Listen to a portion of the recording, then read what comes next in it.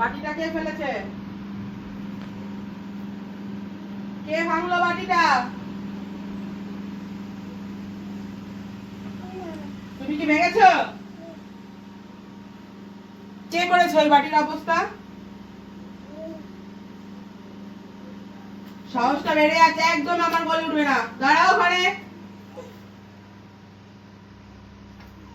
একদম আসবে না বলে। কেন ভাঙলে? কেন ভেঙেছো?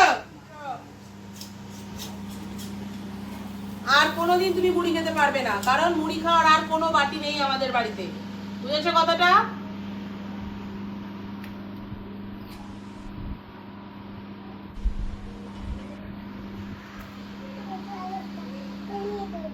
ভেঙে দিয়েছো আর হাসছো? লজ্জা নেই? লজ্জা আছে? কোথায় আছে? আলমারিতে ঢুকিয়ে রেখেছো? শরীরে তো লজ্জা দেখতে পাই না।